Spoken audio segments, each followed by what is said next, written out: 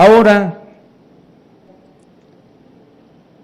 referirme a lo que estamos recordando aquí en Córdoba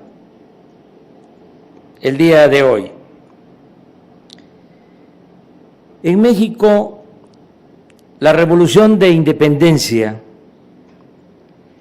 comenzó como la lucha del pueblo contra la oligarquía de la Nueva España.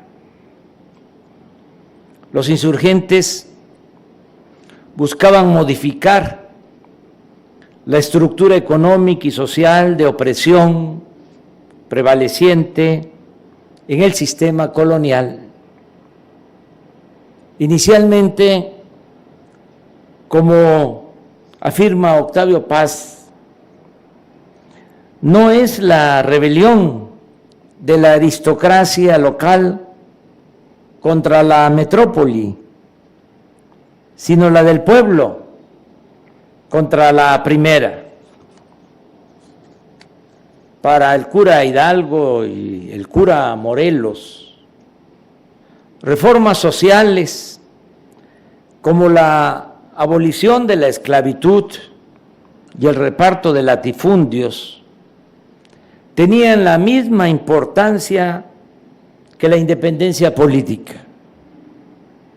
Por ello, el movimiento de insurrección popular es combatido en ese entonces por el ejército, por la iglesia, por los grandes propietarios, en alianza con la corona española. Estas fuerzas fueron las que derrotaron a Hidalgo, a Morelos, a Mina.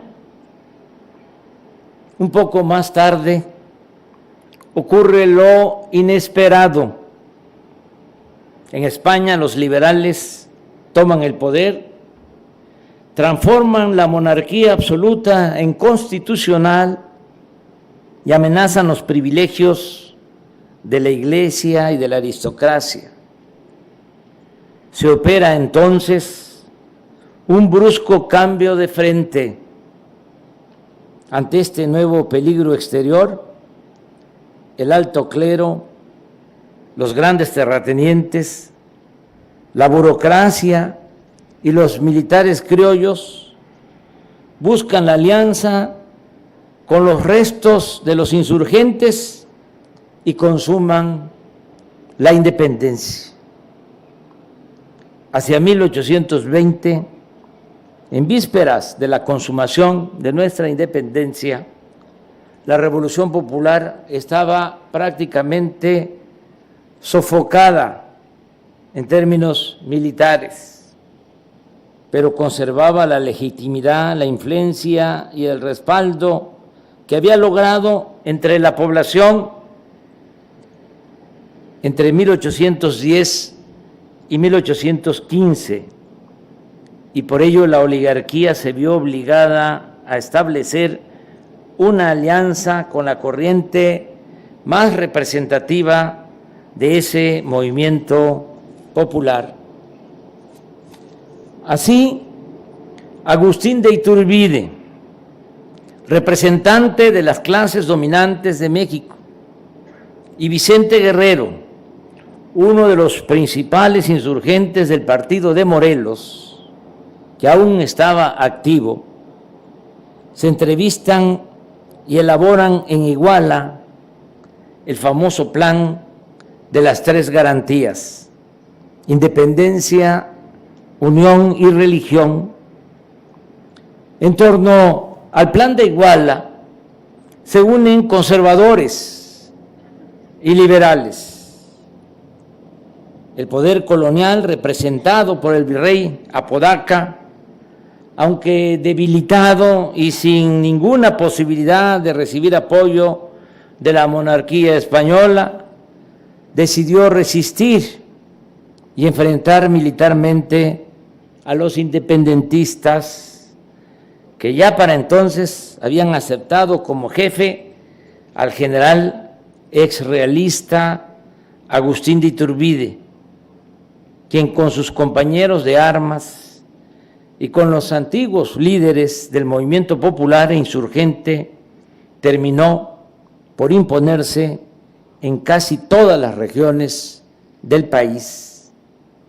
Escribe el maestro Luis Villoro: en poco tiempo, sin derramamiento de sangre, el ejército de Iturbide conquista las principales ciudades, entra en Valladolid, en Morelia, en Guadalajara y Puebla, mientras las tropas expedicionarias españolas destituyen al virrey Apodaca, cuya actitud frente al movimiento es calificada cuando menos de tibia. Queda al mando de la Ciudad de México el mariscal Francisco Novela, pero todo va a resolverse en unas semanas. El 3 de agosto de 1821 desembarca en Veracruz Juan O'Donojú, nombrado jefe político de la Nueva España por las Cortes españolas, pero queda sitiado en el puerto de Veracruz por las tropas iturbidistas. En tal circunstancia, no tiene más remedio que lanzar un manifiesto explicando que él no dependía de un rey tirano, de un gobierno déspota, y señala: yo no pertenezco a un pueblo inmoral, yo no vengo al opulento imperio mexicano a ser un rey y a amontonar tesoros, al tiempo que convoca a Iturbide a entenderse para dar solución al conflicto político de la Nueva España. O'Donojú simplemente enfrentaba un hecho consumado que era preciso formalizar.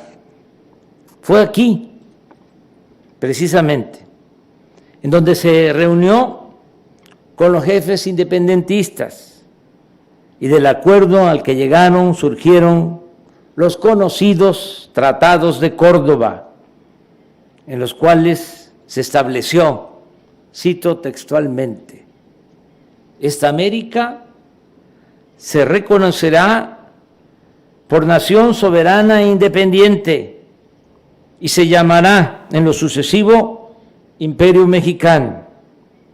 El gobierno del imperio será monárquico, constitucional, moderado. También se pactó aquí, en Córdoba, la creación de una junta provisional integrada por hombres destacados, cito, por sus virtudes, por sus destinos, por sus fortunas, representación y respeto, para elegir una regencia de 3 notables, de la cual saldrá el titular del Poder Ejecutivo, quien gobernaría en nombre del nuevo monarca hasta que éste empuñara el cetro del imperio.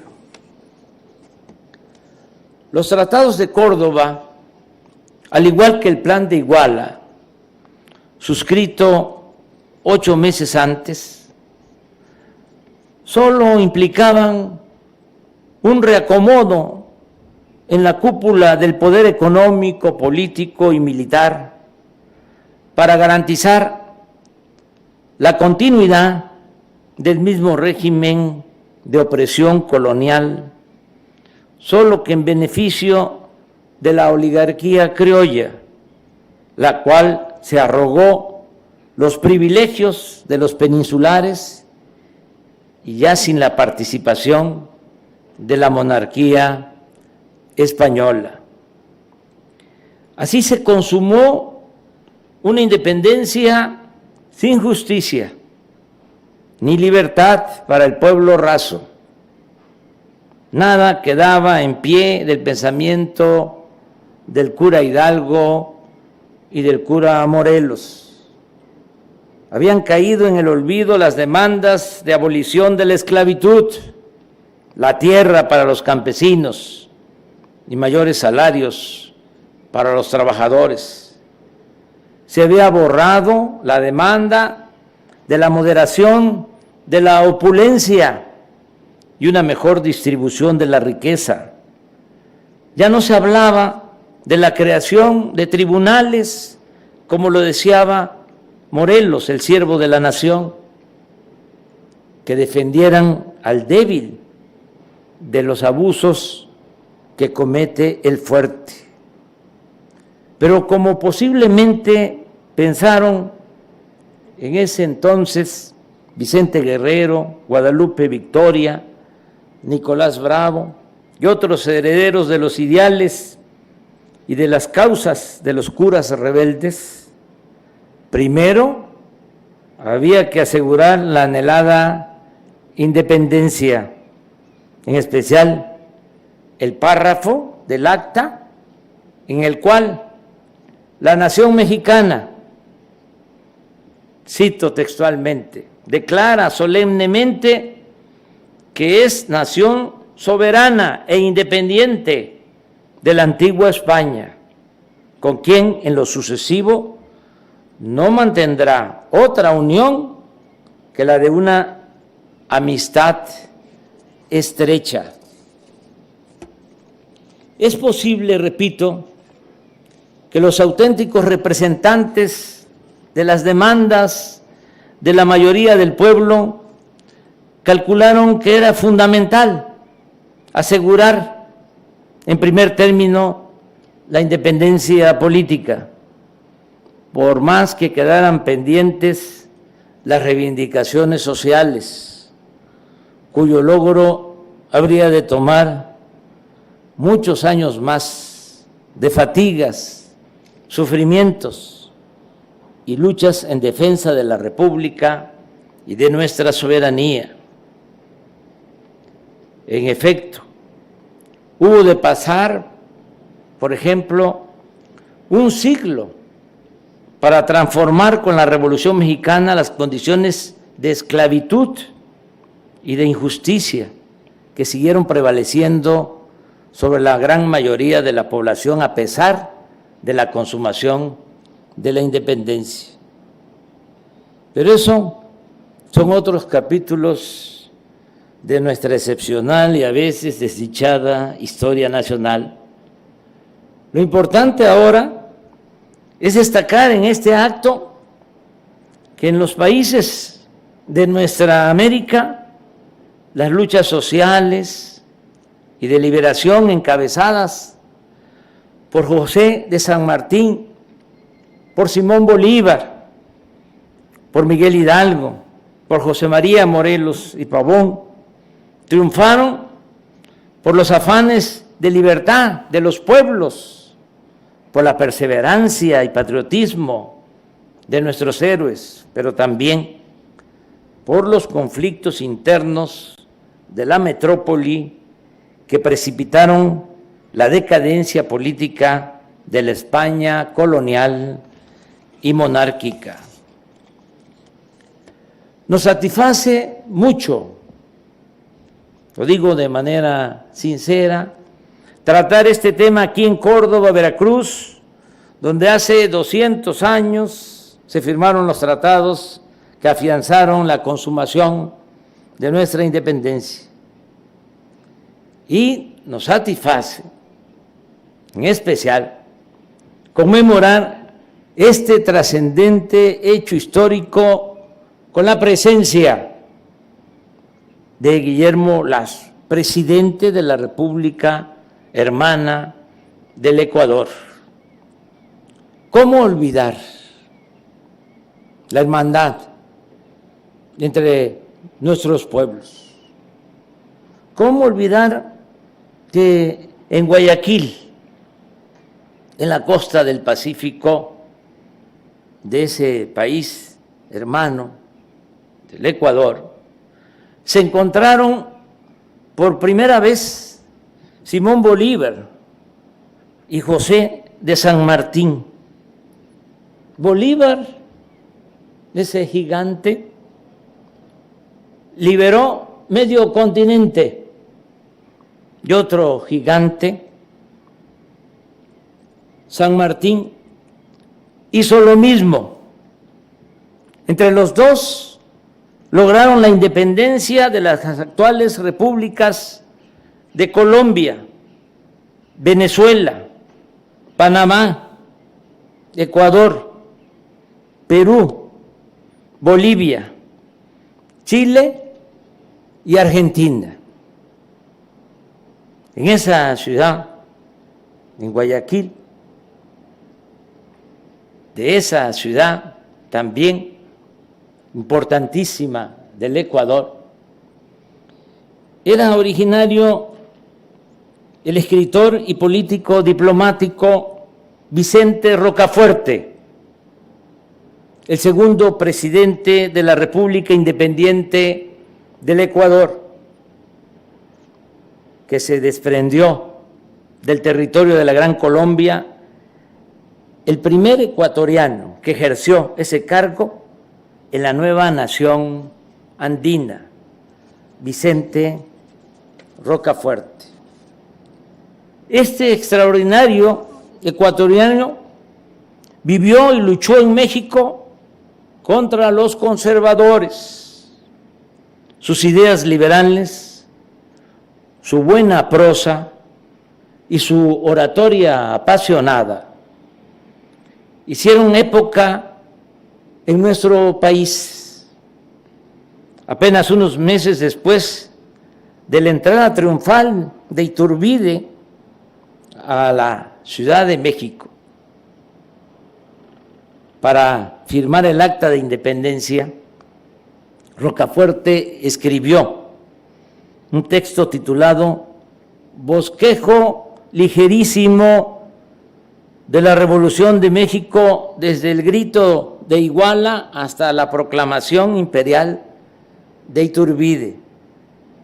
Allí sostenía que este caudillo, Agustín de Iturbide, era un farsante que solo buscaba, lo cito, satisfacer la europea y pueril vanidad de ponerse encima de la cabeza una mezquina redondela de oro llamada en el vocabulario gótico corona imperial.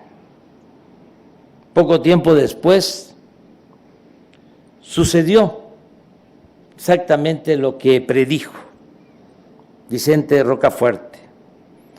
Y desde entonces adquirió Rocafuerte fama y prestigio entre los liberales mexicanos. Todavía en marzo de 1831, luego de regresar de Inglaterra, donde representaba a México como encargado de negocios, escribió un ensayo sobre la tolerancia religiosa y fue acusado de violar el artículo 3º de la Constitución de 1824, que concedía exclusividad a la religión católica por encima de cualquier otra. De esta manera, un jurado integrado únicamente por eclesiásticos condenó a prisión al destacado liberal sin el beneficio de la libertad bajo fianza. El encarcelamiento de Rocafuerte y la defensa de su libertad se convirtieron en una célebre causa popular. Un historiador sostiene que la actuación de esta junta fue tan excesivamente irritante que indujo a muchos moderados a oponerse no solo al gobierno, sino también al clero, y hasta a los moderados escoceses. Se refiere a las logias y a los yorquinos, se unieron para luchar porque se hiciera justicia a Rocafuerte. el 19 de abril, debido a la presión ejercida por diferentes sectores de la sociedad mexicana, Juan de Dios Cañedo, abogado defensor de Rocafuerte, consigue su libertad. A finales de 1831, Rocafuerte participó en la fundación del periódico El Fénix de la Libertad. El primer número de este importante impreso apareció el 7 de diciembre y se convirtió en el portavoz de la oposición al gobierno conservador de México. Los redactores eran destacadísimos personajes de nuestra historia. Además de Vicente Rocafuerte, escribía Manuel Crescencio Rejón, Andrés Quintana Roo, Juan Rodríguez Puebla y Mariano Riva Palacio. Desde el periódico se cuestionaba a los ministros, en especial a José Antonio Facio y a Lucas Alamán. Rocafuerte sostenía que Facio había sido partidario de Fernando VII y que Alamán era un reaccionario avaro, a pesar de su talento y de su cultura. En 1833, Rocafuerte regresa a Guayaquil. Antes pasó por Caracas, se entrevistó con el Libertador. No fue buena la entrevista, el encuentro, porque Rocafuerte era civilista y el Libertador pensaba que era necesario mantener el poder de las Fuerzas Armadas. Llegó a Guayaquil y ese mismo año fue electo diputado, no por Guayaquil, sino por Quito, por la provincia que comprende a Quito, la capital de la República de Ecuador.